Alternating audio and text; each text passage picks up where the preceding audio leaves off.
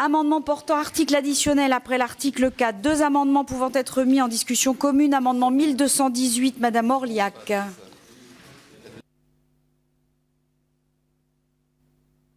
Monsieur Krabal, pardon. Dans la réponse de Madame la ministre tout à l'heure, loin de nous la volonté d'ouvrir la boîte de Pandore.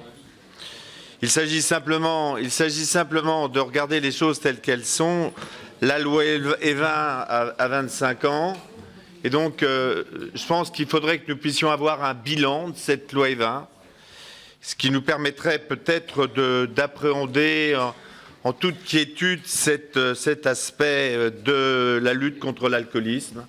Il ne s'agit pas de remettre en cause, pour ce qui est de notre groupe, toute action, vous avez pu le voir à travers le vote des amendements, dont l'amendement 1167 tout à l'heure, et ceux qui durcissaient les conditions d'accès à l'achat d'alcool des jeunes.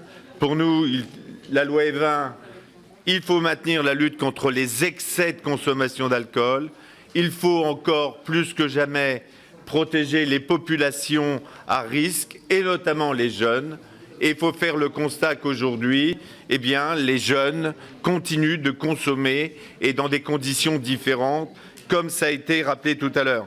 Même si la consommation d'alcool en France, je l'ai dit, a été réduite de plus de 50% ces dernières années. On est passé de 26 à 11,9 litres d'alcool par habitant.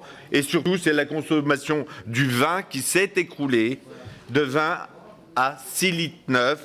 Donc, pourquoi raccourcissement des temps de repas, changement du statut du vin aliment qu'on a tous connu dans notre jeunesse au vin plaisir aujourd'hui.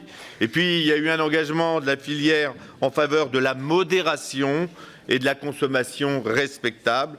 Et aujourd'hui, 17% des Français sont des consommateurs, excepté au niveau de la jeunesse. Et je ne veux pas rappeler les chiffres que vous avez tout à l'heure rappelés, monsieur le rapporteur.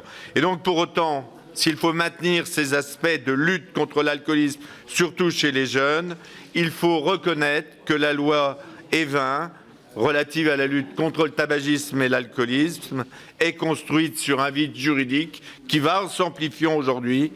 Il y a une absence de définition claire de la publicité applicable aux boissons alcooliques. Les juges se sont substitués aux législateurs et ont défini la publicité comme tout acte en faveur d'un organisme. Oui, je vous remercie. Cette assimilation d'un contenu journalistique, culturel ou artistique de la publicité. Donc il convient de clarifier les frontières entre ce qui relève d'une part de la publicité et d'autre part de l'information journalistique. Voilà. Je vous remercie, on l'a reçu. On l'a reçu. Je vous remercie. On l'a reçu. Tout le monde l'a eu alors.